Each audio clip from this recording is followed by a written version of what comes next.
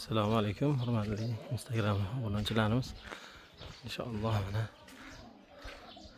Bag'dod tumani Bordon qishlog'idagi yana bitta fayzli xonadonni xudo xohlasa shunaqa holatda obyektni bitkazib berdik.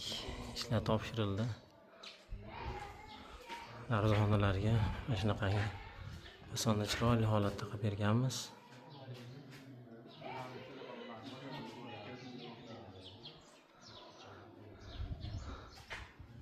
Svetlari endi qo'yiladi betlarda.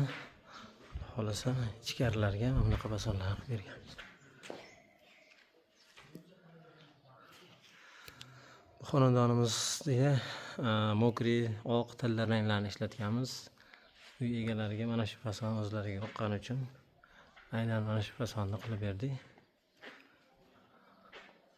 Burchaklari, choklari xolasa ideal holatda chiqqan. Bu xonadon 270 kvadrat ob'yemga bitdi. Narxini 125 ming so'mdan mana shu holatiga qilib berdik. Siliflarini 70 ming so'mdan qilib berdik. Katta 37 lik silif, qalinligi 0.4, kirashning o'raydiganlari bilan ichida qilib berdik. Mana shu ko'rib turgan darvozaxonani ham 1 kvadrat metrini 125 ming so'mdan qilib berganmiz. Bu yerga ortiqcha daroshka bo'lsa ishlamadi. Sababi o'zi ortiqcha gulsiz, kaziroklarda guli ko'payib ketgani uchun bitta shu holatda xohlashdi. Chiroyli holatda ketgan. Bizda tomonlar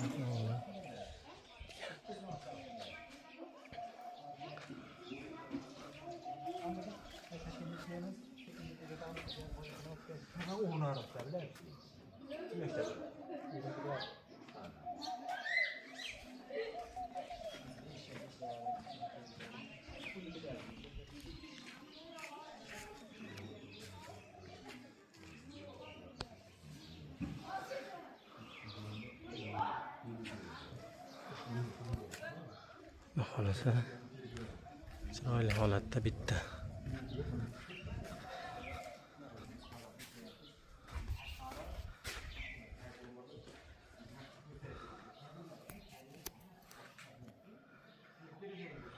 Xolasa mana kimga mana shunaqa xizmatlar kerak bo'lsa, kimga murojaat qilishni bilasizlar.